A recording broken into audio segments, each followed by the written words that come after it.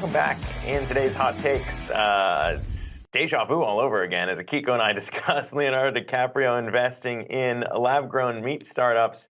We wanted to ask you guys out there, the viewers, whether or not you would be down to experiment with some of these I should say cell-cultured meats, the title we went with here. And it was about 60% of you that said no, you'll stick with your farm-raised meat only. About 33% said yes, it's better than farms. 7.7% saying no, any meat is bad here. And Akiko, it sounds like most people were in the camp of our producer Val and myself. That farm-raised meat only is the best way to go.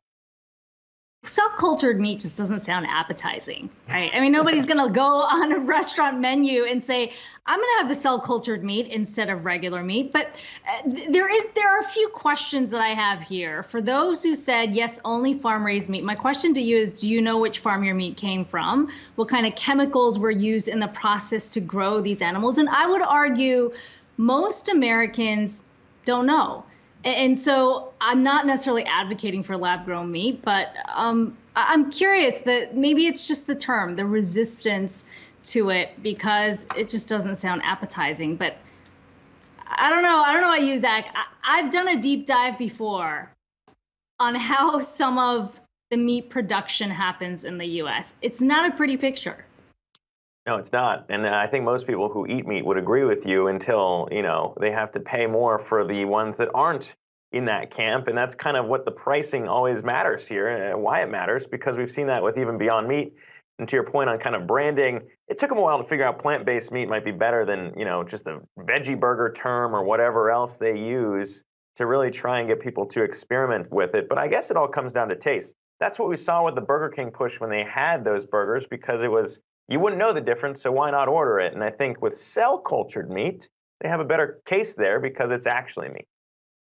In the context in all this, the background is, of course, a lot of people who are worried about climate change are saying the carbon footprint for meat production is just simply too big. And that's why we've seen the growth of plant-based meat, now lab-grown meat as well. A lot of investors getting into that space as well. We're looking at potentially $85 billion by 2030, according to some analysts, in terms of this particular market.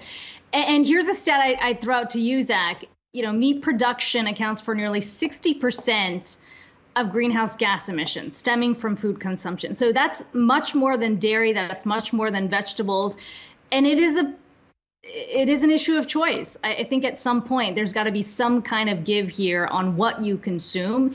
If you're just about farm-raised meat, then sure, that's great. Prices will likely go up a little higher, and production's going to be limited because of where we see this industry moving.